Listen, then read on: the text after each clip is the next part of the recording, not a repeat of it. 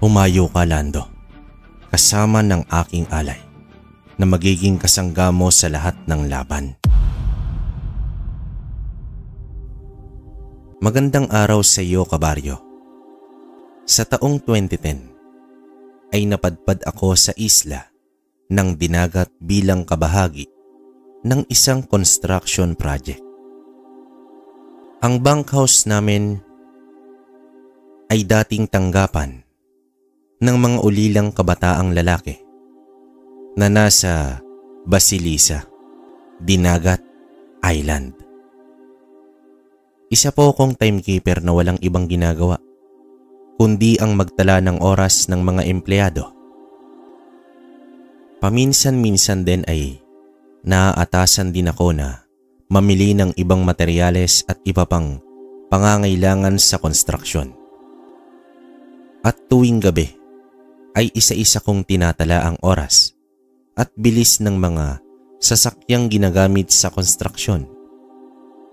Kaya kalimitan, kabaryo, ay wala akong ginagawa kundi ang bantayan ng mga empleyado at nakikipagkwentuhan na lamang sa mga lokal ng Basilisa. At kada 2 linggo ay pinapayagan kaming umuwi sa aming lugar. Sa ilang buwan kong pananatili sa lugar ay may nalaman akong kwento tungkol sa isang manggagamot na ang bansag ay Kalando. Konting description lang, kabaryo. Ang Dinagat Island ay isang lalawigan sa riyo ng Caraga ng Pilipinas. Matatagpuan ito sa timog na bahagi ng Golpo ng Leyte. Ang isla ng Leyte ay nasa kanluran nito. Sa kabila ng Surigao Strait at ang mainland Mindanao ay nasa timog nito.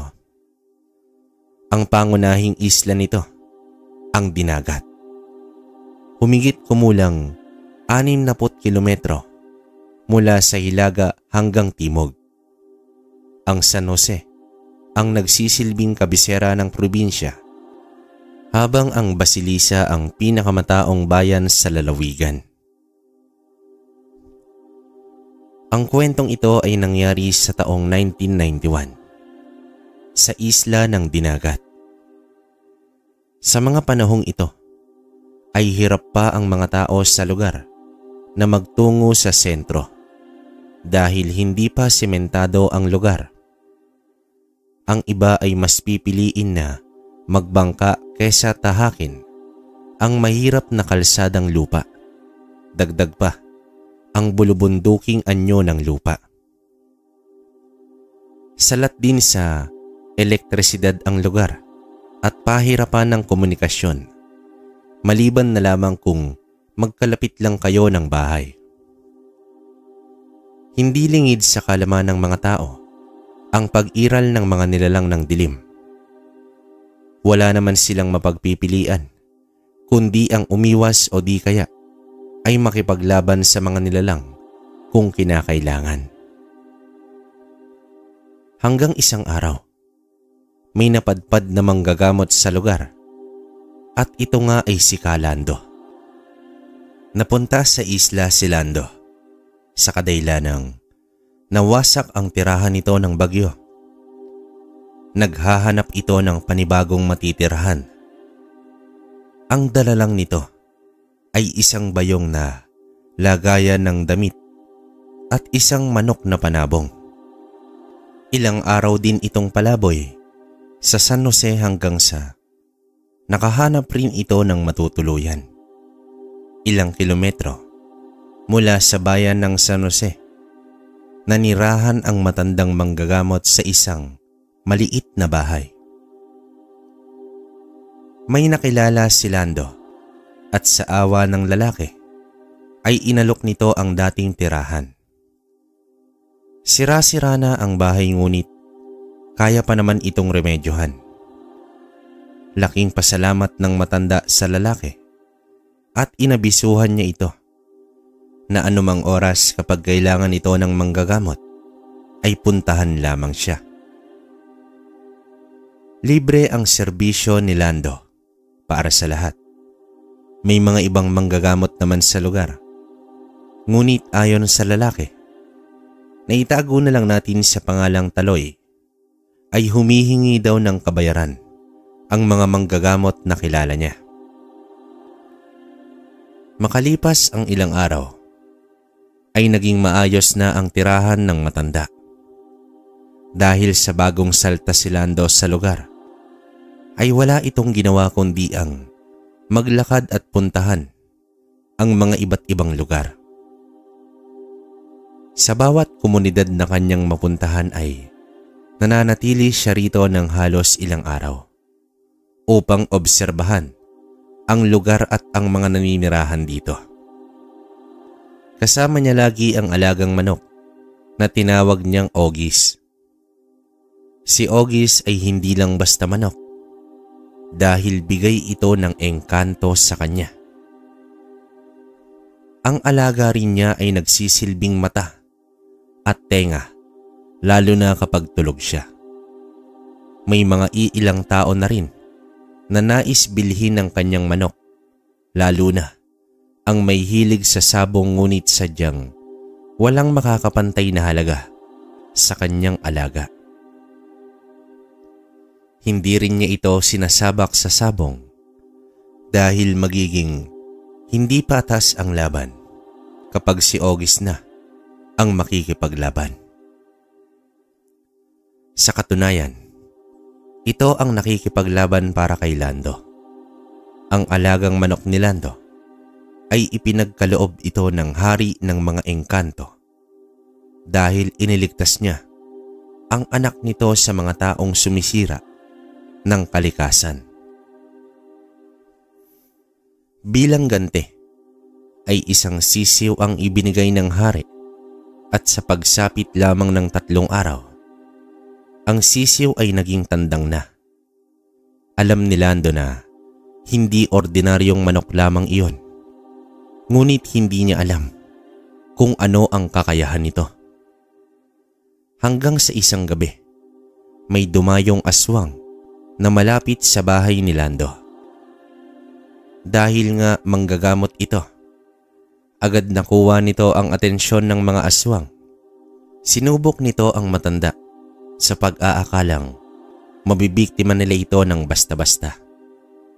Dahil naramdaman ni Lando ang presensya ng mga aswang, ay nagising ito at nagpakalat na ng usal sa buong bahay. Walang kakayahan ang matanda sa pisikal na laban ngunit bihasa ito sa mga usal na nagpaparalisa sa mga aswang at elemento. Ang pinakamalakas na usal ni Lando ay ang sunugin ang katawan ng nilalang. Naging maingat ang mga aswang at hindi agad lumapit sa bahay ng matanda. Lumabas si Lando at tumayo sa entradang pinto at tinanong pa ang mga panauhin kung ano ang kailangan nila. Isang pag-angil ang tinugon ng nilalang hudyat na nais nitong makipaglaban sa matanda. Akmang mag-uusal na sana si Lando ay biglang lumapag ang isang napakaputing ibon sa bakuran ni Lando. At ito ang humarap sa mga aswang. Hindi naman mawari ng matanda kung saan nagmumula ang nilalang na iyon. Ilang segundo pa ay sumugod na ang malaking ibon sa 4 na mga aswang. Walang silbi ang lakas ng mga ito kontra sa ibon. Ang mga kuko ng ibon ay parang kalawit ni kamatayan na agarang tumarak at humiwa sa dibdib ng mga aswang. Sa pagaspas ng mga pakpak nito ay tumatalsik na ang mga nilalang at ang tuka ng ibon ay kasing laki ng sungay ng matandang kalabaw. Sa loob lamang ng iilang minuto ay natalo ng ibon na iyon ang mga kalabang dayo. Kasing tangkad na ng tao kung tumayo ang ibon. Muli itong lumapag sa harapan ni Lando at nagpalit ito ng anyo. Nanlaki ang mga mata ng matanda nang ang ibon ay naging si August. Sa gabing iyon ay nakumpirma na ng matanda ang tunay na anyo ng kanyang manok. At simula rin noon ay naging magkasanggana ang dalawa sa pakikipaglaban kontra sa mga masasamang nilalang. Samantala, sa pananatili niya sa isang baryo, ay may natuklasan si Lando tungkol sa mga nilalang na kung tawagin ay balbal. Nakatira ang mga ito sa isang liblib na baryo at pinaniniwalaan na ang lahat na ng mga naninirahan sa baryong iyon ay puro na mga aswang. Kakaiba ang pagiging balbal ng mga ito dahil nanghihiram sila ng bangkay. Oo, tama kayo nang narinig. Kapag namatayan ang isang pamilya, ay hihiramin muna ng ibang pamilya ang bangkay upang kakainin. At kapag sila naman ang namatayan, ay ipapairam ulit ito sa iba. Ayon sa nakausap ni Lando, kalimitan naman sa mga nilalang na iyon ay hindi naman nambibiktima. May nabibilang lamang. Tinandaan naman ni Lando ang baryong iyon. Nagpatuloy pa ang manggagamot sa paglalakbay hanggang sa may panibago na naman siyang nalaman. May nilalang daw na nagmistulang malaking ibon at nangdadagit ng tao tuwing sasapit ang gabi. Kahit ang maglakad sa gitna ng dilim at may dalang sulo ay hindi ligtas sa nilalang na ito. At mas nakakatakot na natuklasan ni Lando ay ang kwento ng maranhig sa isla. Sa isip ng matanda, hindi pala siya mababagot sa lugar dahil sa mga nilalang na umiiral sa buong isla. Isang umaga, dumating si Taloy, may kasamang 3 katao. Ang sadya ng mga ito, ipagamot ang biktima ng kulam. Labis na nakiusap ang ina ng bata na pagalingin ang anak. Malaki na raw ang nagastos nila sa 2 albularyo subalit hindi pa naman gumagaling ang bata. Gayunpaman, malugod silang tinanggap ni Lando at pinaiga ang batang nanghihina na. Ayon sa mga magulang nito, kumuha daw ang bata ng isang bunga ng mangga na pagmamay-ari ni Kuring. Si Kuring ay kuno-kunong mangkukulam sa lugar, ngunit wala naman silang patunay sa gawain nito. At dahil sa nangyayari, sa kanilang anak ay tila naniniwala na ang mag-ama patungkol sa usap-usapan. Sa pagpupulso ni Lando sa bata, ay sobrang hina na nga nito. Ngunit sa tagal ng pangkukulam ay sa tingin niya, wala namang balak na patayin ng mangkukulam ang bata. Pinapahirapan niya lang ito. Pero hindi pa rin tama ang gawin iyon sa bata. Para lamang sa isang pirasong prutas. Makalipas ang ilang minuto, ay natawag na ni Lando ang kaluluwa ng mangkukulam. Pinakiusapan niya ito na patawarin at tigilan na ang bata.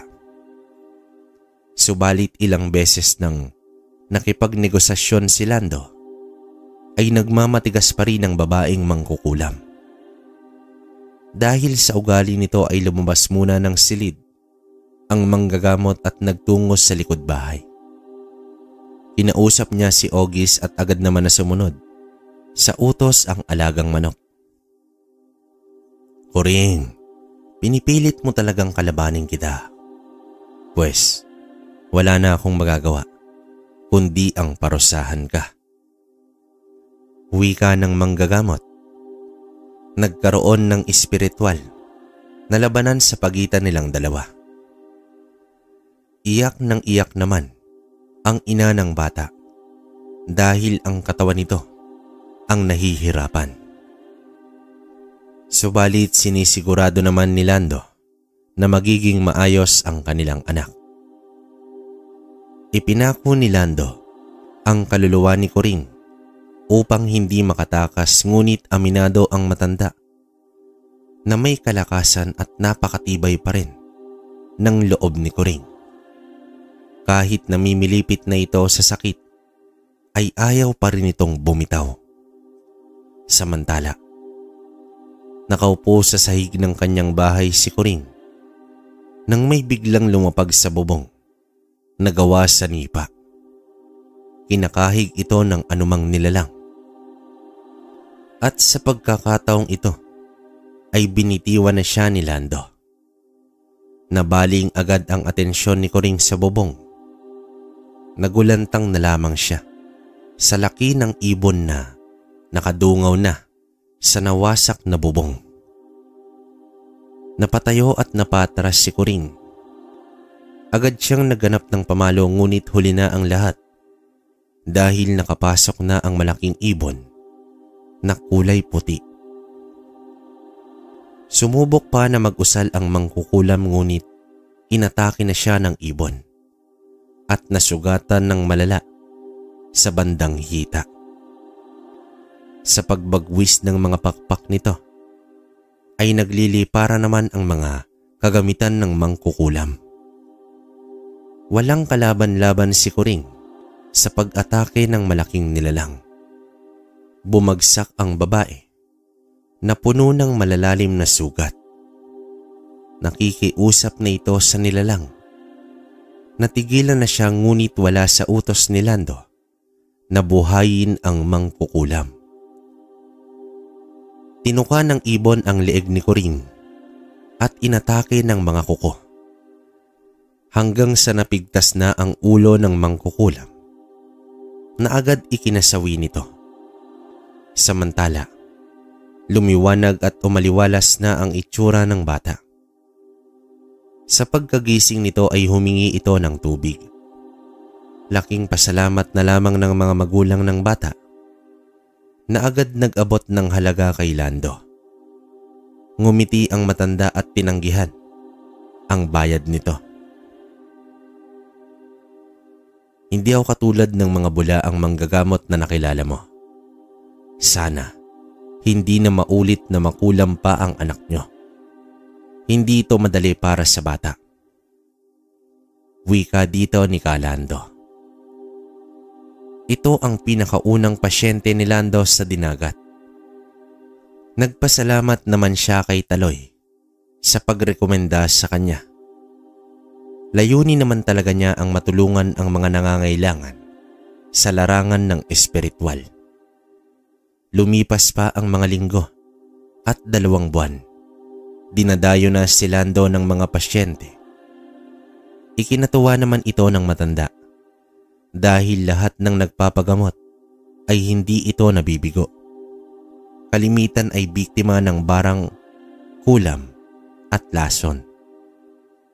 Sa tulong na rin ni Ogis ay mas napapadali ang kanyang paggamot. Ang unti-unting pagkalat ng pangalan ni Lando ay hindi ito ikinatuwa ng mga bayarang albularyo. Nawawala na sila ng pagkakakitaan at hindi rin sila naniniwala na hindi nagpapabayad ang matanda. Papaano kasi ito nabubuhay kung walang salaping tinatanggap? Simula kasi nang manirahan siya sa lugar, ay nagtanim rin siya ng mga gulay at may mga nagbibigay rin sa kanya ng mga kakanin at prutas. Tinatanggihan lamang niya ang mga pagkain na karne. Kahit isda ay ayaw kainin ni Lando. Samantala, isa sa mga albularyo na kinundina ang pag-iral ni Lando ay si Alfredo. Si Alfredo ay tubong taga-isla. Siya din ang pinakamalakas kumita sa lahat ng mga bulaang manggagamot. Dahil na rin sa kanyang kakaibang ginagawa, nakikipagsabuatan siya sa isang mangkukulam upang bigyan ng sakit ang mga tao na malapit lamang sa kanyang lugar. Yaong hindi na kailangan na dumayo pa sa ibang manggagamot. Dahil sa laki ng hinihingi niyang kabayaran, ay lumipat na kay Lando ang mga nagpapagamot habang kusa naman na binabawi ng mangkukulam ang kulam sa biktima. Kapag naramdaman ito na hindi kay Alfredo nagpupunta ang biniktima. Kahit si Lando ay nagtataka sa mga pasyenteng kusa na lang na gumagaling. Kahit wala pa siyang ginagawa. Iniisip na lamang niya na nasindak ang salarin sa sumpa. Pero alam niya na may kakaibang nangyayari sa mga ibang pasyente. Dahil kung tunay ang pangungulam, ay hindi ito basta-basta inaatras ng may gawa.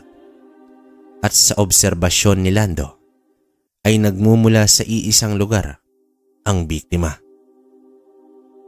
Kaya naman kinausap ni Lando itong si Taloy kung may albularyo ba sa naturang lugar. Dito inilahad naman ni Taloy ang tungkol kay Alfredo, isang gahaman na manggagamot. Dahil sa impormasyon ay sinadya ni Lando itong si Alfredo. Ikaw palang bantog na manggagamot ng San Jose. Anong sadyamot na parito ka? Maangas na tugon ni Alfredo sa pagbibigay galang ni Lando. Ayon kay Lando, may napansin lamang siyang kakaiba sa mga pasyente na nagmula sa lugar at inilahad nga ni Lando ang mga napansin niya. Pinagbibintangan mo ba ako na may kinalaman sa pagkakasakit ng mga tao? Mag-ingat ka sa mga pinagsasabi mo, tanda. Baka nakakalimutan mo. Nasa teritoryo kita. Matapang na sambit ni Alfredo. Iisa lang ang layunin natin, Ginoo. Huwag mo sanang gawing negosyo ang biyaya ng may likha. Mahinahong wika ni Lando. Itinaboy ni Alfredo si Lando at binantaan na huwag makialam sa kanyang ginagawa dahil hindi nito sasantuhin ang matandang albularyo. Sana, Ginoo, huwag magtagpo ang landas natin sa maling paraan dahil sinisigurado ko sa iyo, mananaig ang kabutihan laban sa kasamaan. Huling mga salita ni Lando bago ito tuluyang umalis sa bakuran ni Alfredo. Lumipas pa ang ilang linggo. Tuluyan nang nawala ng parokyano si Alfredo na labis nitong ikinagalit. Dahil sa nangyari, ay siya na mismo ang haharap kay Lando. Isang hapon, sinadya ni Alfredo ang matanda habang hawak-hawak nito ang alagang manok. Hoy tanda, masyado ka ng perwisyo sa akin. Tapusin na natin to. Paghahamon dito ni Alfredo. Tanging ngiti lang ang tinugon ng matanda. Hindi man lang ito nakitaan ng takot sa napakatalas na itak na dala ni Alfredo. Bakit may dala kang sandata, Ginoo? Wala ka bang tiwala sa mga usal mo? Hindi naman ako aswang upang gamitan mo ng napakatalas na bagay na yan. Wika dito ni Lando. Mabilis na naglakad si Alfredo upang atakihin ang matanda. Kumpiyansa ito dahil nakakubli lang sa malapit ang kakampi nitong mangkukulam na si Bebong. Plano nila na paralisahin ang matanda bago ito tatagain ni Alfredo. Subalit laking gulat na lamang ni Alfredo dahil sa ibang direksyon itinapon ang kanyang tigalpo. Isang sigaw mula sa likod ng puno at kitang-kita ng Ginoo ang pagtilapon ni Bebong. Bago pa man makalapit si Alfredo, ay sinalubong na siya ni Ogis na agad nagpalit ng anyo. Laking gulat at nasindak ang lalaki sa napakalaking ibon na papalapit na sa kanya. Samantala, walang tigil naman na tinigal po ni Lando ang mangkukulam na hindi na nakabawi pa. Hindi inakala ng mangkukulam na ganoon kalakas ang mga palipad hangin ng matanda. Akmang tatakas nito ngunit animoy dinaganan ng malalaking bato ang katawan nito at hindi na nakatayo pa. Habang walang habas din na iwinawasiwas ni Alfredo ang kanyang itak ngunit wala itong panama sa tindi ng kabal ni Ogis. Napadapa na ang lalaki sa lupa habang nakaapak dito ang mga paa ni Ogis, naghihintay sa utos ni Lando. Samantala, nilapitan na ni Lando ang mangkukulam. Hindi kita papaslangin dahil kulang ang kamatayan bilang kabayaran sa kasamaan mo. Hahayaan kitang mabuhay sa mundo. Mabuhay na daig pa ang isang patay. Wika dito ng matanda. Parehong hindi pinaslang ni Lando ang albularyo at ang mangkukulam. Bagkus, binigyan ito ng habang buhay na parusa, ang mawalan ng katinoan. Naglakad papalayo ang dalawa sa may blangkong pag-iisip. Sa mga lumipas na araw, nagugulat na lamang ang mga taong nakakakilala sa dalawa kung bakit bigla itong nawalan ng tamang pag-iisip. Isang araw ay may nabalitaan si Lando na isang binatilyong nawawala. Nagpaalam lang daw ito na papasyal sa bahay ng kanyang kaibigan. Ngunit sumapit na ang gabi ay hindi pa rin ito umuuwi. Nang lumalim na ang gabi ay nangamba na ang ina, kaya sinundo na ito ng kanyang ama subalit ayon sa kaibigan, bandang 6:00 daw ay umuwi na raw ito. Sumapit na lamang ang umaga ay hindi na talaga natagpuan pa ang binatilyo. Kumalat na rin ang usapan na baka nabiktima na ng aswang mandaragit ang binatilyo. Halos magwala naman ang ina nito sa mga kapitbahay na naririnig niyang pinag-uusapang kinuha ng aswang ang kanyang anak. Tahimik lang na nagmamasid si Lando at pagsapit mismo ng gabi, sa araw ding iyon ay sinubukan ng matanda na hanapin ang sinasabing mandaragit. 2 beses nang nagwagi si Lando laban sa mandaragit na mag-isa. Kaya naman kumpiyansa siya na magagapi niya ang aswang nang mag-isa ulit. Ang batayan ng oras ng kanyang paghahanap ay ang 2 sulo na kanyang dala. Sa una hanggang 3 gabi ay walang napala ang matanda hanggang sa 4 na gabi. Habang binabagtas niya ang kakawian, bitbit lamang ang sulo, ay may narinig na kakaibang huni itong si Lando. Batid niya na hindi iyon nagmumula sa isang ordinaryong hayop.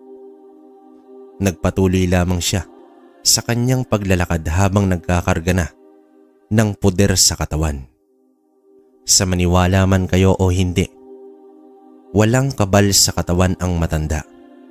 Ngunit ang espiritual naman niyang lakas ay ang nagbibigay sa kanya ng proteksyon.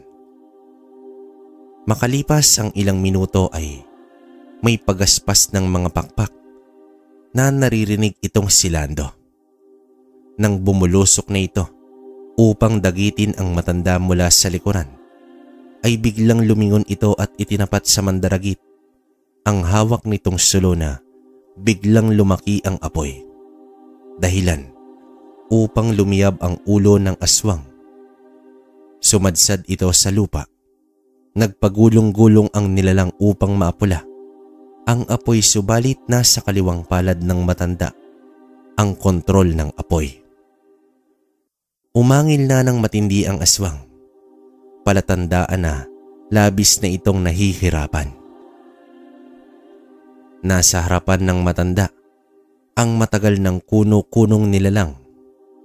Sa pagbukas pa ni Lando sa kanyang palad ay mas lumaki pa ang apoy na sumakop sa itaas na bahagi ng katawan ng mandaragit hanggang sa tuluyan na itong natumba at nangisay. Makalipas pa ang ilang saglit ay tuluyan ng natupok ng apoy ang aswang na mandaragit. Hiling ng matanda na sana nag-iisa lang ang nilalang na ito upang wala nang mabiktima pang iba. Subalit wala namang patunay na ang mandaragit nga ang kumuha sa nawawalang binatilyo.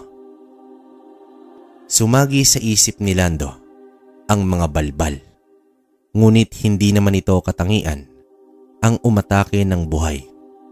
Maliban na lamang kung ang nambiktima ay ang mga maranhig. Base naman sa mga naririnig na kwento ni Lando, ilang dekada na ang nakalipas nang tapusin ng isang antingero ang mga maranhig sa lugar. At may isa pang pinaghihinalaan si Lando. Bantog rin kasi sa isla ang isang samahan ng mga kulto na pinamumunuan ng isang kilalang tao sa lugar. Hindi tuloy malaman ng matanda kung sino ang uunahin niyang imbestigahan. Nag-abiso na rin ang matanda sa kanyang mga parokyano na hanggang 12:00 lang ng tanghali ang kanyang paggagamot dahil ang natitirang oras sa araw ay ilalaan niya sa pag-iimbestiga. Lumipas ang ilang araw, napadpad sa mabatong dalampasigan ang matanda. Isang magandang lugar iyon na pagpapahingan niya. Base sa itsura ng lugar ay tila hindi ito halos pinupuntahan ng mga tao. Umupo siya sa buhangin at sumandal sa malaking bato. Bitbit lamang niya ang isang patpat. Sa gitna ng kanyang pagkakaidlip ay nagising siya dahil sa kakaibang mga boses na kanyang naririnig. Dagdag pa ang hindi pangkaraniwang presensyang kanyang nararamdaman. Marahan niyang sinipat ang pinagmumulan ng mga boses. Ganun na lamang ang kanyang pagkagulat dahil 3 sirena ang kanyang nasilayan. Napabalik sa kinauupo ang buhangin ang matanda. Sa pinakaunang beses ay nakasilay siya ng isang sirena at base sa kanyang nararamdaman ay negatibong enerhiya ang nagmumula sa mga ito. Ang mga sirenang kanyang nasilayan ay may kahabaan ang nguso. May ngipin na maliliit na parang lagari. Maitim at mahabang maninipis na buhok. May palikpik ang likod patungo sa mahabang buntot. Ang mga kamay nito ay mahaba ang bias. Mahaba din ang mga daliri na parang sa palaka. At magkahalong itim at berde ang balat at buntot. At may malalaking mata. Sa madaling salita, taliwas ang sinasabing maganda ang isang sirena. Dahil sa unang beses nangyari ito kay Lando, hindi niya alam kung papaano kahaharapin ang mga nilalang ng dagat. Makalipas pa ang ilang minuto, ay napansin niya na humihina na ang boses ng mga may salitang hindi niya naiintindihan. Sa muli niyang pagsipat ay lumusong na ang mga ito sa tubig at tuluyang naglaho. Dahil sa kanyang nasaksihan, ay nagsaliksik ang matanda ukol sa mga nilalang na iyon. Hanggang may nakausap siyang isang bangkero. Si Kulas, isang matandang dating bangkero na umaasa lamang sa mga lamang dagat na nakukuha sa dalampasigan. Ayon dito, hindi na bago sa kanya ang mga sirena ngunit sa panahong iyon ay walang naniniwala sa kanyang karanasan. Noong kabataan pa niya, Habang sakay niya ang 4 na pasahero, gamit ang bangkang demotor ay sumuong sila sa hindi inaasahang pagbabago ng panahon. Habang binabaybay nila ang karagatan mula sa Surigao patungong Dinagat, ay bumuhos ang napakalakas na ulan na may kasamang malakas na hangin. Tila may bagyong paparating.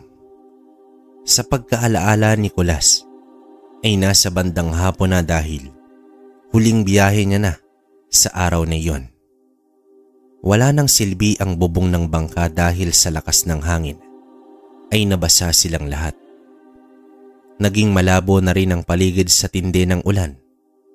Kaya lumipat na sa pinakaunahan itong si Nicolas. Hanggang sa may napansin siya sa unahan. Inakala niyang mga bato kaya agad niyang pinahinaan ang takbo ng bangka hanggang sa pinatay niya na ang makina. Sa labo ng paligid ay akala niya na nasa pangpang na sila ng isla. Mabuti na lang, hindi ganon kalakas ang alon. Nagsagwan pa atras itong si Nicolas upang iwasan ang mga bato. Muling pinaandar ang bangka. Subalit ilang minuto pa lang ay nasipat na naman niya ang mga bato hanggang sa nanlaki na lamang ang kanyang mga mata. Dahil ang mga bato ay gumagalaw papalapit sa bangka. Nang ilang metro na lamang ito ay napagtanto ng bangkero na hindi pala mga bato, kundi mga ulo ng nilalang. Sumisid ang mga ito at kitang-kita niya ang mahabang buntot ng mga nilalang. Nagtinginan sila ng mga pasahero dahil nakita rin ng mga ito ang mga nilalang na iyon. Mabuti na lang dahil ang lolo ni Nicolas ay isang manggagamot. Madalas nitong naikukwento ang mga magindara, sirena at iba pa. Dahil nga sa bangkero si Nicolas ay tinuruan ito ng usal ng kanyang lolo laban sa sumpa ng mga ito. Hindi inakala ni Nicolas na magagamit niya ang usal na iyon. Sa muling pag-ahon ng mga sirena ay nag-iba na ang mga itsura nito. Naging magagandang dilag. Sa 4 na pasahero ay isa doon ay babae. Nakita ni Nicolas na ang babae ay naging tulala habang ang mga kalalakihan ay nakatingin sa mga nilalang na umakto ng tatalon. Pilit na pinigilan ni Nicolas ang mga kalalakihan ngunit tila napasailalim na ito sa magagandang boses ng mga nilalang. Sa bahaging iyon ay nawala ang ulan at naging payapa ang tubig. Dinig na dinig ng bangkero ang kakaibang saliw ng boses ng mga sirena. Napapikit na lamang itong si Nicolas habang patuloy sa pag-uusal dahil siya mismo ay nahuhumaling na sa mga magagandang dilag sa kanyang harapan na kalahati sa katawan ay nakaangat sa tubig. Narinig na lamang ni Nicolas ang pagtilamsik ng tubig sa kanyang pagdilat ay nagtalunan na pala ang mga kalalakihan.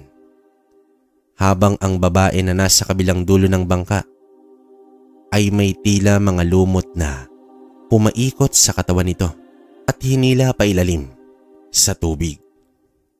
Napaka-imposible nang mabawi ang mga pasahero ni Nicolas dahil marahan na itong hinila ng mga sirena. Sa takot na rin ng lalaki ay agad niyang pinaandar ang bangka at pinatakbo ito ng mabilis. Sinuong ni Nicolas ang malakas na ulan at hangin. Kapag may nakita siyang dalampasigan ay agad siyang dadaong dito, makalayo lang sa dagat. Mabuti na lamang ay nasa tamang lugar, nakadaong itong si Nicolas. Dito niya na napansin na wasak na pala ang kanyang bubong. Inilahad niya agad sa kanyang amo ang pangyayari subalit nagalit pa ito sa kanya. Dahil kung gagawa man lang ng dahilan si Nicolas, ay ang imposibleng bagay pa.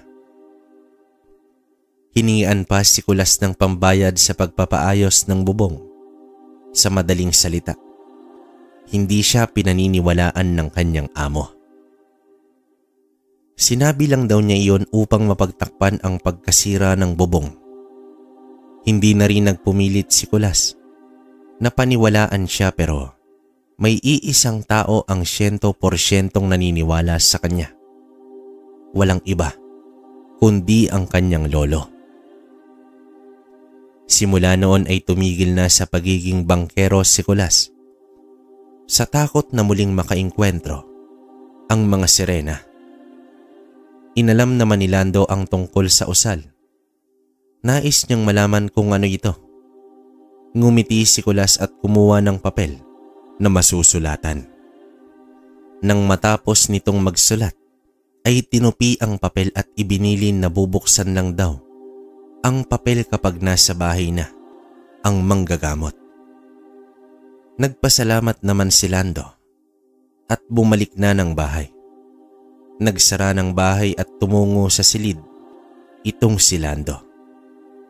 Marahan niyang binuklat ang papel na may 5 salita na nakasulat. Isang panibagong usal ang natutunan ni Lando. Ang usal na panlaban sa sumpa ng sirena at anumang elementong tubig. Kinabukasan ay inalam ni Lando ang posibleng dinaanan ng binatilyong nawawala at napag-alaman niya na may bahagi pala na dinaanan nito na malapit sa dagat. Subalit isang karaniwang daanang iyon ng mga tao. Kung may sirenang nambibiktima ay tiyak hindi lang ito ang unang kaso. Samantala, isang araw ay may isang lalaki na sumangguni kay Lando. Wala naman itong sakit kaya lang dumaranas ito ng matinding takot sa kanyang karanasan sa baryo ng mga balbal. Si Antonio, isang habal-habal. Noong una, hindi siya naniniwala sa mga babala sa kanya ng mga kapwa niya habal na wag nang maghatid ng pasahero sa baryong iyon. Kapag pumatak na raw ang 6:00 ng gabi. Dahil baka raw ay hindi na ito makabalik ng buhay. Ilang buwan pa kasi na naging trabaho iyon ni Antonio. Tumatangu-tangu lamang siya sa mga babala ng kanyang kasama. Ngunit iniisip niya na marahil tinatakot lamang siya ng mga ito. Hanggang sa isang hapon, ilang minuto na lamang, bago mag 6:00 ay may isang lalaki na hindi naman katandaan ang nag-alok sa kanyang serbisyo. Agad din itong nagbungad ng malaking bayad na halos 4 na beses sa regular na pamasahe. Kahit papaano ay hindi maiwasan ni Antonio ang mag-isip na ang mga nalalaman niya sa baryong nais puntahan ng lalaki. Sa ayos ng lalaki ay tila nagmula pa ito sa malayong lugar dahil sa mga daladala nito. Sinipat niya ang lalaki ngunit wala naman siyang nakikitang kakaiba. Casual rin itong nag-alok at walang kakaiba. Makailang beses na rin na nakapaghatid ng pasahero si Antonio sa lugar na iyon kaya kahit papaano ay pamilyar na siya rito. Ito lamang ang unang beses na sa ganitong oras ay may pasahero siya na papunta doon. Nasa 20 minuto ang tatakbuhin ng motor papunta sa baryo. Mabuti na lamang dahil tag-init at tuyong-tuyo ang kalsada ng lupa. Hindi rin ganon kabilis ang takbo dahil sa mababatong bahagi ng kalsada. Hanggang sa kalagitnaan ng kanilang biyahe ay nagsalita ang pasahero. "Dong, pagdating natin sa baryo, diretso lang ang tingin mo ha, hanggang sa makababa ako. Wika ng lalaki. Sige po. Tugon dito ni Antonio. Pero nakadama na siya ng kakaiba dahil parang may ibig sabihin ang lalaki. Nais sana niyang magtanong, subalit baka hindi niya magugustuhan ang sagot ng pasahero. At sa pagbalik mo, diretso mo lang din. Diretso lang ang tingin at kahit anong mangyari, wag na wag kang lilingon sa anumang direksyon. Diretso ka lang. Dagdag pa ng pasahero. Tumango lang naman itong si Antonio. Napakadilim na sa paligid. Tanging ilaw lang ng motor ang nagbibigay liwanag sa lugar. Hanggang sa naaninag na ni Antonio ang iilang kabahayan na may mga nakasinding gasera sa bawat loob nito. May mga tao rin na naglalakad at nakatambay sa labas ng bahay. Naaninag niya ito mula sa tagiliran ng kanyang mga mata. Sinunod naman ni Antonio ang payo ng lalaki hanggang sa pumara ito. Laking gulat naman ni Antonio dahil lagpas pa sa usapan ang binigay ng pasahero. Buong 1,000 ang ibinigay bilang pamasahe. Nagwika pa si Antonio na wala siyang panukli dito subalit ngumiti lang ang lalaki at nagsabing sa kanya na raw iyon at ngumiti. Alalahanin mo sana ang payo ko dong. Diretso lang. Pamamaalam ng lalaki.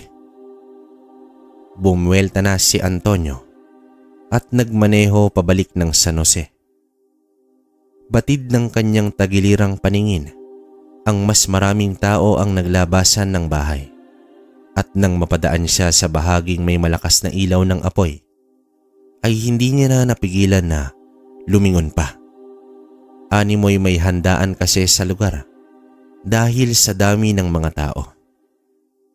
Sa paglingon ni Antonio ay laking gulat niya dahil nakahanay ang mga tao sa gilid ng kalsada at nakatitig ito sa kanya. Paglagpas ng mga nakahanay na mga tao ay kitang-kita niya ang mga bangkay ng tao na nakasalang sa apoy na parang baboy na nililitsyon dahil nakatarak sa mga ito ang isang buong kawayan mula sa puwetan hanggang sa bunganga. Nasa 5 bangkay iyon at muntikan pa siyang matumba dahil sa kanyang nakita. At dahil doon ay pinagtawanan siya ng mga tao at sa pagtingin niya sa mga ito ay kahit sa dilim, pansin na pansin niya ang panlilisik ng mga mata nila. Alam mo yung iyong humahalakhak ngunit nanlilisik ang mga mata. Nakangiti ngunit galit na galit ang mga mata. Dahil sa mga nasisilayan ay hindi na napigilan na mataranta at matakot itong si Antonio. Kahit mabato ang lupa ay pinaharurot niya ang motor at mangyak-ngyak habang unti-unti nang humihina ang mga paghalakhak ng mga tao. Panay dasal din si Antonio at lahat na yata ng kilalang santo ay natawag niya na. Makalipas pa ang ilang minuto ay nakasilay na siya ng mga ilaw. Palatandaan na malapit na siya sa bayan. Dire-diretso lang si Antonio. Kahit na may pumapara pa sa kanya, hindi niya ito pinapansin. Hanggang sa huminto siya sa isang tindahan sa bayan at agad itong bumili ng maiinom. Pinagpawisan ng malamig at namumutla si Antonio. Ipinangako niya sa kanyang sarili na hindi na muling gagawi sa lugar na iyon. Ang karanasan na iyon ay nagdulot ng bangungot gabi-gabi at dahil sa paulit-ulit na lang ay hindi na lamang siya natutulog na labis na ring nakaapekto sa kalusugan niya. Dinasalan siya ni Lando at may mga orasyon din. Mabuti na lamang ay hindi minarkahan si Antonio. At dahil sa kwento ni Antonio ay naging patunay pa ito ang pag-iral ng mga aswang sa isang baryo ng isla. Hindi naman nagdududa si Lando na ang mga balbal ang kumuha sa binatilyo dahil mga bangkay ang kinakain ng mga ito. Nananatiling misteryo pa rin ang kaso ng binatilyong si Romel, ngunit malakas ang kutob niya na ang mga sirena ang tumangay sa binatilyo. Naging madalas na rin ang paggawi ng matanda sa lugar kung saan siya unang nakakita ng mga sirena. Sa ilang araw niyang pagmamatiyag sa lugar ay nasipat niya si Alfonso, isa sa mga albularyong bayaran. Papalubog na ang araw sa mga oras na iyon. Nagkubli pa si Lando upang pagmasdan kung ano ang ginagawa ng albularyo sa dalampasigan. Lumusong ito hanggang bewang na ang tubig. Kinakapa-kapa niya ang tubig habang nag-uusal. Maya-maya pa ay laking gulat na lamang ni Lando dahil isa-isang nagsilapitan kay Alfonso ang mga sirena. May tuturing kasi na liblib ang bahaging iyon ng dalampasigan na puro bato. Ilang saglit pa ay naglakad pabalik sa dalampasigan si Alfonso.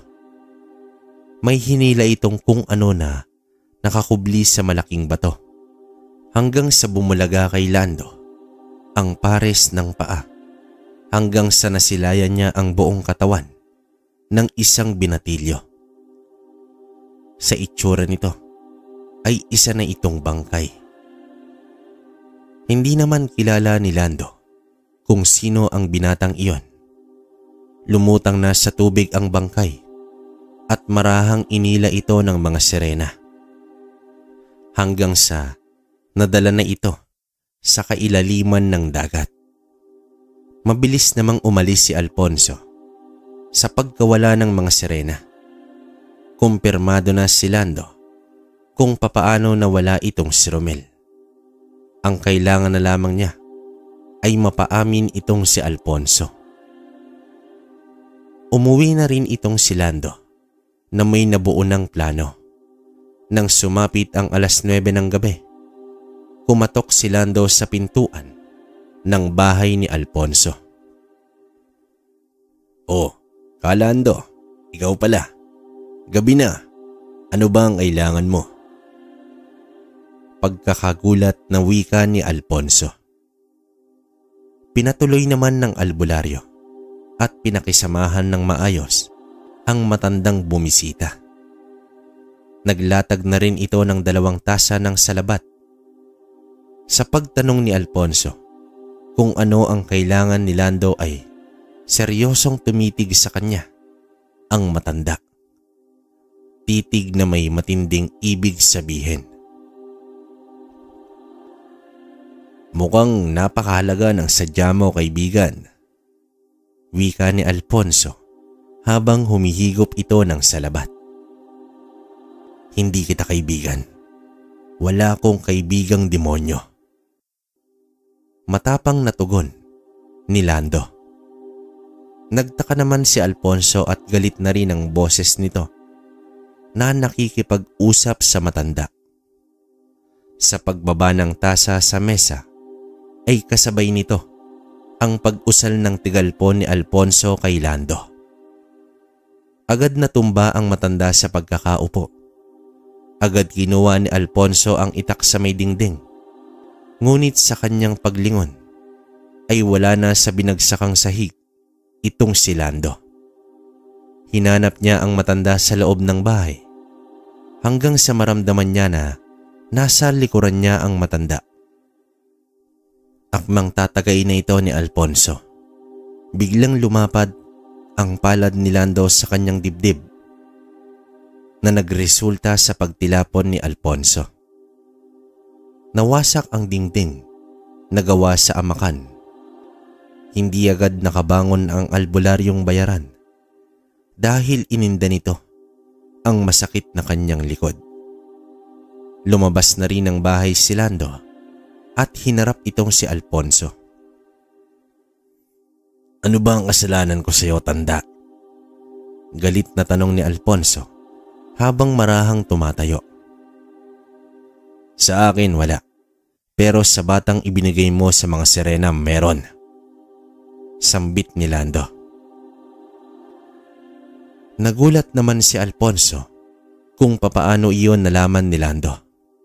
Sa kanilang paghaharap ay pilit pinaamin ni Lando ang albularyo sa kanyang ginawa at kung siya din ba ang pumaslang kay Romel.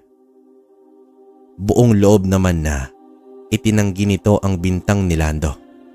Bagkus, naghamon pa ito ng laban sa matanda.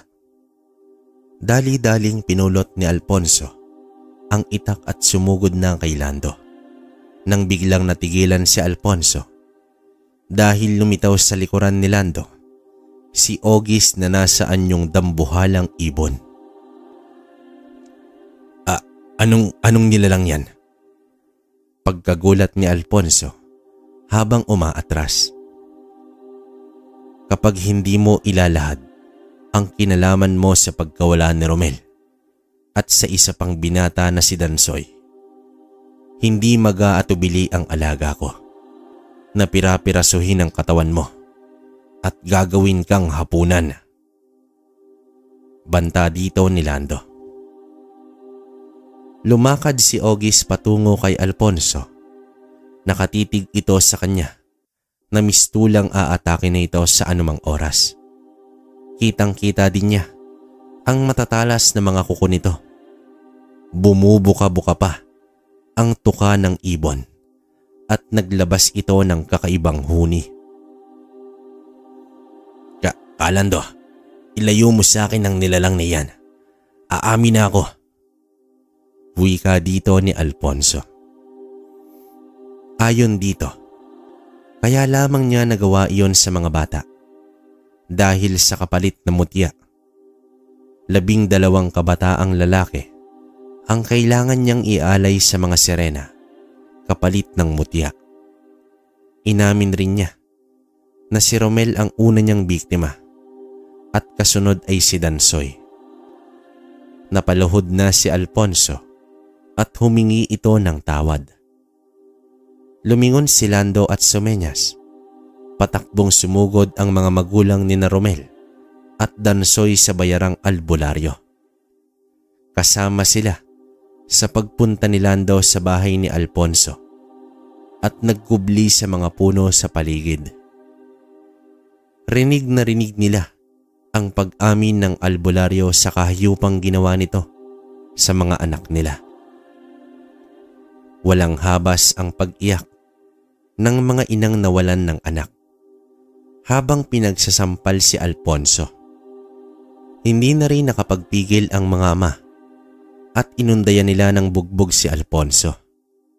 Makalipas ang ilang minuto ay pinigilan na sila ni Lando. "Alfonso, dalhin mo ko sa dalampasigan kung saan ang tagpuan nyo ng mga sirena at iharap mo sila sa akin." Utos dito ni Lando.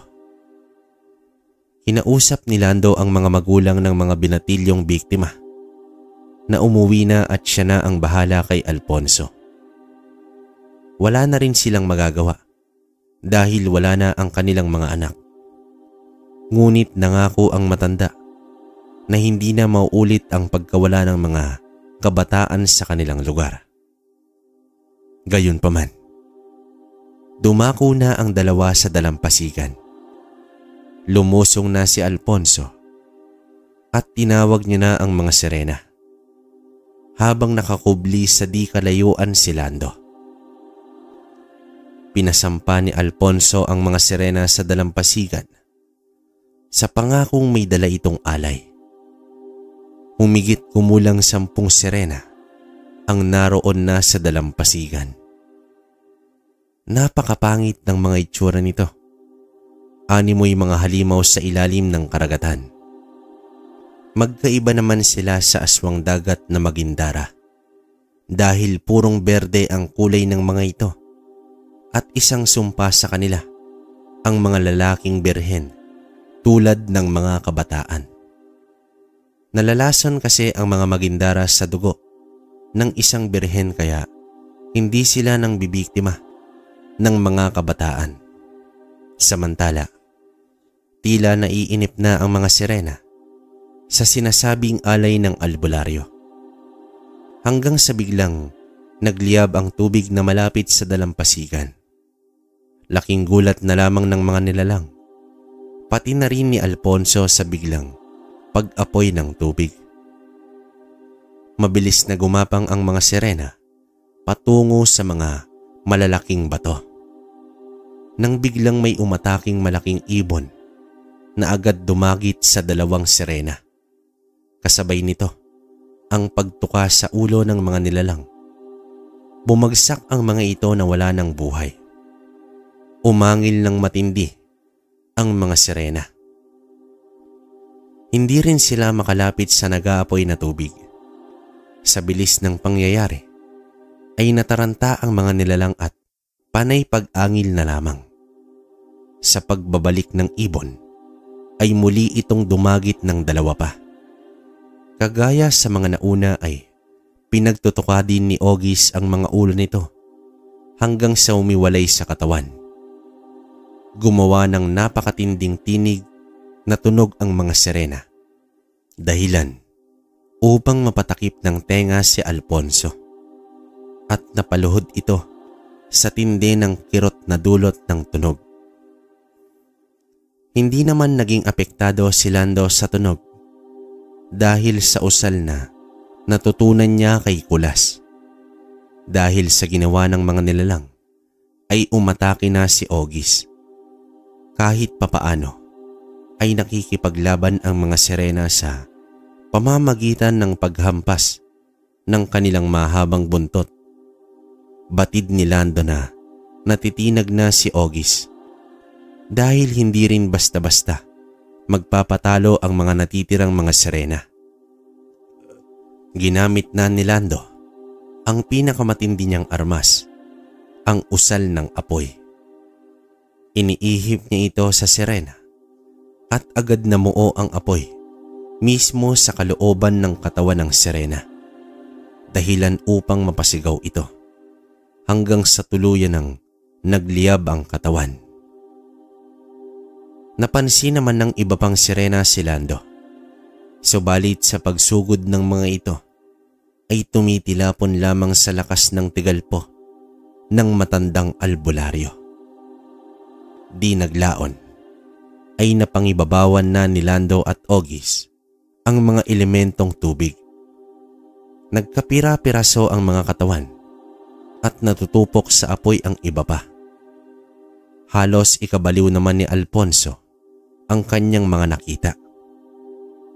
Hindi niya inaakala na ganoon kalakas ang taglay ng matandang manggagamot. Bumungad sa albularyong bayaran ang bangkay ng mga sirena. Lumuhod naman ito sa harapan ni Lando at nakiusap na wag siyang paslangin. Di ba ang nais mo ay makuha ang mutya na nagmumula sa karagatan? Pwes, ibibigay ko sa iyo ang iyong nais. Wika dito ni Lando. Sumenya si Lando kay Ogis at agarang dinampot ang albularyo. Dinagit ni Ogis si Alfonso at naglakbay patungo sa pinakagitna ng dagat Pasipiko. At doon niya inihulog ang gahamang albularyo. Sumisigaw si Alfonso ng saklolo. Iniwan ni Ogis ang albularyo sa napakalawak na karagatan at nakikipaglaban sa malalaking alon at malalakas na hangin at matinding lamig ng panahon. Habang nasa labas ng bahay si Lando at nagkakape ay natanaw niya na si Ogis. Napababa na ang lipad. Nang lumupag ito sa lupa, ay bumalik na rin ito sa anyong manok. Ibinuka ng matanda ang palad na may bigas na mais at tinuka ito ni Ogis hanggang sa maubos. Ikinalulungkot naman ito ang nangyari sa dalawang albularyo na sina Alfredo at Alfonso. Mga nilalang na magiging kakampi niya sana sa pagtugis ng kasamaan at paggamot sa mga nangangailangan. Napabuntong hininga na lamang ang matanda at ipinagdasal na sana wala ng albularyong maliligaw ng landas dahil hindi rin magdadalawang isip si Lando na tapusin ang kahibangan ng mga ito. Kinabukasan ay isa-isang pinuntahan ni Lando ang mga pamilyang nawalan ng anak dahil kay Alfonso. Taos-pusong nakiramay ang matanda sa pagkamatay ng dalawang binatilyo at nagbitiw ng pangako na pangangalagaan niya ang buong isla sa abot ng kanyang makakaya. Malungkot man ay nagpasalamat naman ang mga ito kay Lando at kahit papaano ay magiging payapa na sila kahit hindi na naibalik ang katawan ng mga yumaong mahal sa buhay. Makalipas ang ilang araw ay sinadya ni Lando si Kulas at inilahad dito ang pagkawala ng mga sirena, ang mga nilalang na nagbigay takot kay Kulas na pumalaot sa dagat. Kulas, iwaksi mo na ang iyong takot. Bumalik ka sa laot at damhin ang ganda ng kalikasan. Wika dito ni Lando. Maraming salamat ka, Lando, dahil hindi mo pinagdudahan ang aking kwento. Ikaw lang at ang namayapa kong lolo ang naniwala sa akin. Hayaan mo't unti-unti kong sasanayin ang sarili ko sa napakahabang panahon na iniiwasan ko ang laot. Nakangiting tugon dito ni Kulas. Sumunod naman ay ang pagkamusta niya kay Antonio. Labis-labis naman ang pasasalamat ng binata sa kanya dahil naging payapa na ang bawat gabi nito. Maayos at mahimbing na siyang nakakatulog. Nangako rin siya kay Lando na kapag kailangan ito ng masasakyan ay libre niyang ipagkakaloob sa matanda ang kanyang serbisyo. Napangiti na lamang ang matanda dahil sa naging maayos na si Antonio. Hindi gaya noong una niya itong nakita na namumutla, balisa at nangingitim na ang ilalim ng mga mata. Sa paglilibot ni Lando sa bayan ng San Jose, ay nadako siya sa kalsada kung saan papuntang baryo ng mga balbal. Nirerespeto ko ang pag-iral ng lahat ng uri ng nilalang sa mundo. Huwag lang sana ninyong guluhin ang maayos na pamumuhay ng mga tao. Dahil sa oras na ginawa niyo yan, ay hindi ako mag-aatubiling ubusin kayong lahat. Wika nito sa kanyang sarili habang nakatanaw sa dako paroon. Isang umaga, ang kauna-unahang pasyente ni Lando ay isang dalaga. Kasama ng dalaga ang mga magulang nito. Sila ay nagmula pa sa lugar ng Loreto, hilagang bahagi ng isla. Napakalayo pa ng kanilang pinagmulan. Naglakbay sila kahit gabi, makarating lamang sa bayan ng San Jose upang kitain si Lando. Hindi inakala ng matanda na umabot na pala ang kanyang pangalan sa Loreto. Ang dalaga ay sinasabing biktima raw ng kulam at ang may kagagawan nito ay ang kapitbahay nilang si Luz Biminda. Isang matandang mangkukulam na taga Loreto. Ang dahilan ng pangungulam ay ang pagtanggi ng dalaga sa inaalok na pag-ibig na nag-iisang anak ni Luz Biminda na si Kaloy. Aminado naman ang dalagang si Lilibet na napagsabihan niya ng hindi maganda itong si Kaloy. Lalong-lalo na ang masasakit na salita ukol sa hindi magandang itsura ng binata. Isa kasi itong kuba at may malaking itim na balat sa kaliwang pisngi na may makakapal na balahibo. Ayon kay Lilibet, sinubukan niya namang humingi ng tawad kay Kaloy at sa ina nito, subalit nagmatigas ang matanda at sisirain daw nito ang kanyang pisikal na anyo. Sa hinuwa ni Lando ay matindi nga ang galit ng matanda sa babae. Subalit wala pa rin itong karapatang sirain ang itsura ng dalaga, lalo pat humingi na ito ng kapatawaran. Nagpaalam muna saglit si Lando at pumunta sa likod bahay. Nilapitan niya si Ogis at may ibinulong dito. Lumundag sa lupa ang engkantong manok at sa paglipad nito ay nagpalit anyo bilang dambuhalang ibon na patungo sa hilagang bahagi ng isla ng Dinagat.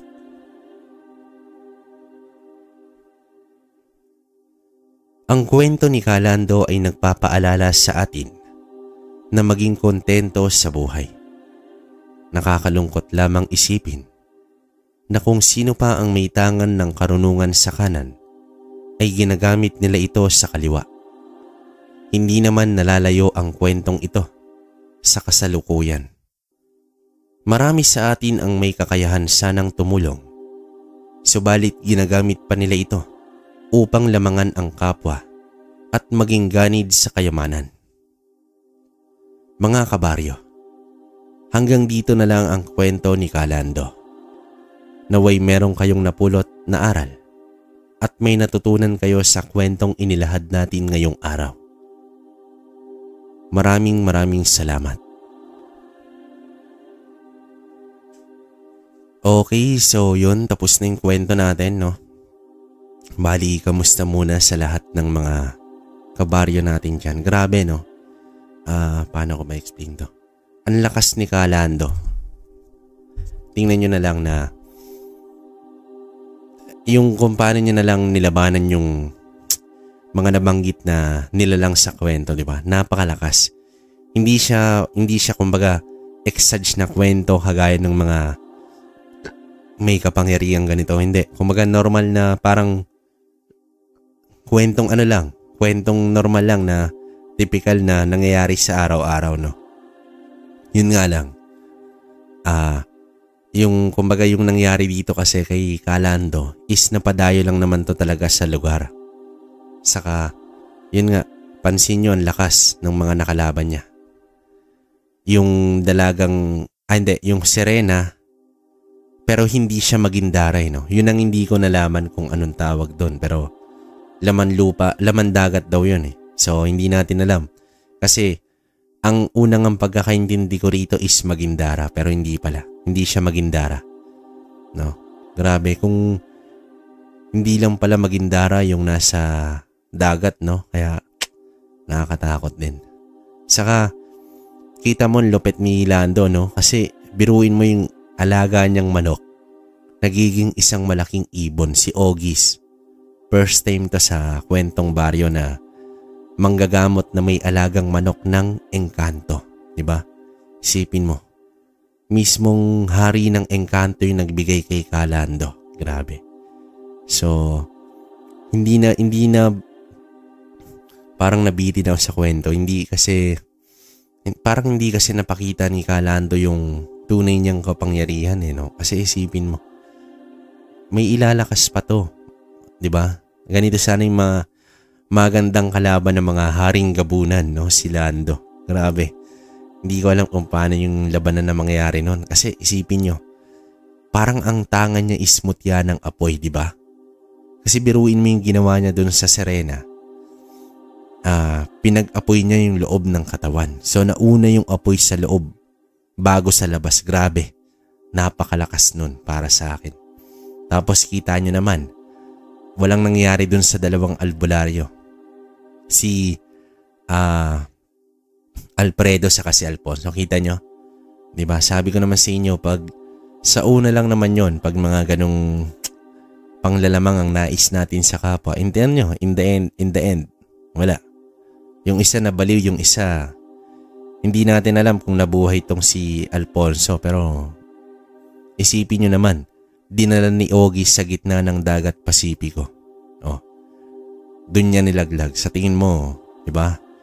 50-50 yung tsansa. Pero mabuhay man to, feeling ko wala rin namang gagawin to kay Calando di ba? Siya na rin ang iiwas. Di ba? Kasi nakita niya kung gaano kalakas yung albularyo. Kumbaga low-key lang to si Calando pero iba yung tinatago nito. Tas yun nga si Ogis, no? Napakalakas na ibon. Ano kayang feeling no na ganun?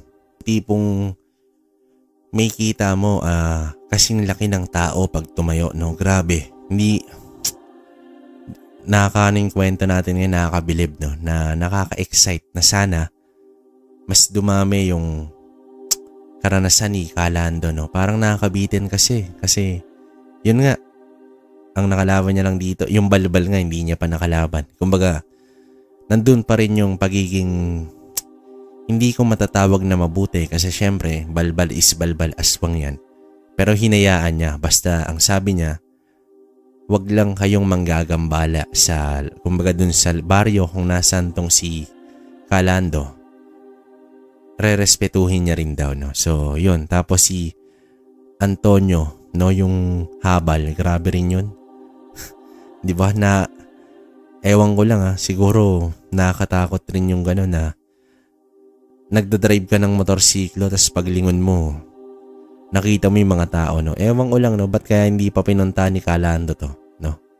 Siguro yun nga, marahil nare-respeto niya pa kasi alam niya naman talaga na may aswang sa baryo na yon. Kumbaga, hanggat wala namang ginagawang gulo, hindi niya gagalawin din. Kasi yung nawalang bata, dun lang din sa baryo nila Kagagawan nga nito ni Alfonso, no? Yun, so, yun lang. Ang tanong lang sa akin, ano kayang mutya ng ibibigay ng mga sirena kay Alfonso kung nangyari, no? Hindi naman pwedeng mutya ng dagat, di ba? Ewan ko lang Kasi kaliwa tong mga sirena Siguro ibibigay din kay Alfonso nun. Siguro galing din ng kaliwa, no? Hindi naman pwedeng kanan din. So, vice versa. Ang mangyayari, baka maging masama pa tong si Alfonso kung nagkataon. Which is masama naman na siya. Pero kumbaga yung full effect nung pagiging, pag nakuha niya yung mutyang kung ano man yun na sinasabi ng mga sirena, syempre no choice siya, magiging kaliwa rin siya, di ba? So, yun lang naman. Wala na akong gustong sabihin sa kwento. Para sa akin, okay na okay, maganda. Malakas, no? Nakakabilib.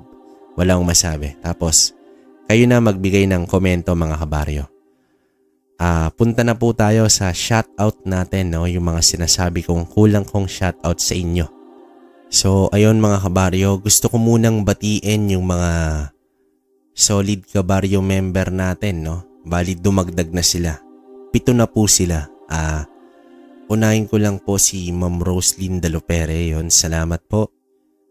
Lovely Rose Digal, salamat ma'am sa pagpapamembers sa ating channel, no? Si Ma'am Christine Farado, salamat po. Maria Victoria, salamat. Brenda Caniel, salamat po.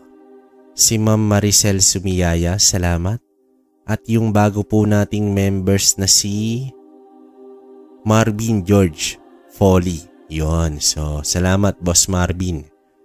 No? So, yun yung mga members natin mga kabaryo. Tapos, ito yung mga nagko-comment sa ating latest upload, no? Si Ramonita Verdugo, yon, si Nanay Ana, salamat po. Si Ma'am Arlene Colsbesa, salamat. Si Ma'am Jing Sibal. Si Henry Bailon. Pinay sa Cyprus, salamat po Nay. Gina Tatwala. Si Brain Omega, salamat po. Mark De La Cruz. Marilu Matsuda, yan, salamat. Si Blue, no? Yon, si Blue. Si Joel Di Guzman, salamat sa iyo, boss. Hazel Snowy, salamat. Si Ma'am Carmelita Pruna, salamat po. Ricky Manalo, yan. Mary Cres Dumael. Si Ma'am Lisa, no? Ginabel Bugador, Filipina Palsario, si Dave from KSA, salamat. Charlune Roland, Mercidita, yon, salamat po. Inday Lebra, salamat. Celso Benitez, salamat boss. Hana May Lineses Gundo, salamat. Pasensya na medyo mabagal. Asil Gumban, yan si Ma'am Asil. Ma'am Cora Hidalgo, salamat. Emil Bautista, Inday Samante, Evelyn Fall, Amber Montefalco, salamat. Yon, bagong upload kabaryo. May pakikinggan na naman habang nagbabantay ng tindahan. Yung isang suki ko nga kinuha na yung YT channel mo. Makikinig din daw siya. Yon, salamat po. Si Ma'am Alma Hornales, salamat. Rosita Nicolas, yan. Si Rudy De La Cruz, Tita Sereno, hello po sa iyo Ray at sa lahat ng mga kabaryonatics. Salamat puli sa magandang kwento na laging may aral. Nakakawala ng pagkaboring ang pakikinig sa mga stories mo kabaryo. Yon, salamat. Si Olive Smith, yan, salamat. Estelita Reyes, yon, salamat po. Si Hazel Samonte, Monica Flores, salamat. Ronel Tolosa, salamat boss. Marivic Orgajo, Inday ng Paris, Shifter Place, yon, nice. Pampatulog ko tuwing 12 ng gabi. Salamat boss, late na yan ha. Jung Alcantaras, salamat boss. Montianos Vlog, yon. Si Ma'am Rhea Galang, salamat po. Si Alona Sanchez, yan, salamat po sa inyong lahat. Tapos ito naman yung kwento ni Encarnacion, no? Yung sugo. Maria Casusa, salamat po. Mary Jane Perez, salamat. Meet Checks, salamat din. Marie Chris Pelayo, salamat po ma'am. Ernesto Alvarado, listening from Neptune. Layo niyan boss.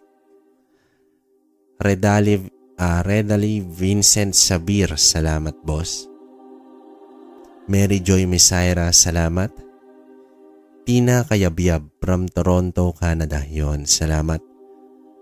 Inday Gamay Ibalarosa. Sally Lerax from Pensacola, Florida. Bong Bitko, salamat. Ina, yan, salamat sa'yo. Domingo Lanik, salamat. Si Ma'am Elsa Constantino, salamat din. Magaling na siya, no? Yon, salamat po. Vanessa Rose Malroca, salamat. Saan yung iba? Si Ma'am Charlene Gumansing. Happy Sigrani. Janice Goma, salamat po. Lourdes Grace Garde, salamat. Binket, salamat boss. Saan yung iba? Ayun. Sorry kasi yung iba nagko-comment na, no? So, binabalikan ko lang. Si Ma'am Nora Fe Fajardo, salamat din po. Tunax Gaming, salamat. Araceli Asahi, salamat. Araceli Asahi, salamat po ma'am. Okay, so yun lang. Ito kasi nabasa ko na tong Michael Tabak eh.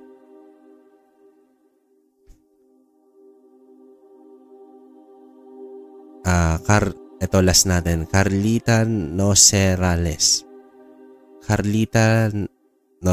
salamat po. Yun, so yun lang mga kabaryo. Bali, sa mga hindi natin nabanggit na pangalan, next upload na lang natin yan kasi medyo mahaba na ulit yung kwento natin. So, dun lang muna. Meron pa naman akong di nabasa, tapos nare-reply ko naman sa comment section yan. Kaya gusto ko sana nagko-comment kayo patungkol sa kwento natin. So, yun lang naman. Maraming salamat sa sumusuporta ng channel natin na Kwentong Baryo. Kwentong Baryo 2.0 yon. Tapos yung Kwentong Kalakbay, no? Bali yung kwentong Baryo 2.0 Kabaryo, baka ang gawin ko is gawin ko na lang na mga kwento ni Kabaryo, no? Kasi, ewan ko, siguro feeling ko nalilito kayo kaya hindi nyo minsan nakikita, no? Kasi parang dinagdagan ko lang ng 2.0, no? So yun lang gagawin ko. Mga kwento ni Kabaryo. Yun lang naman. Wala nang iba. So yun lang. Sa ngayon yun lang muna. Wala na akong ibang sasabihin. Kita-kits tayo sa susunod na kwento. Bukas yun, no? Muli, ang inyong lingkod, Kwentong Baryo. Ako si Ray, no? Maraming salamat po sa nakatutok sa ating channel sa araw-araw. Muli, hanggang dito na lang, hanggang sa susunod na kwento. Maraming salamat.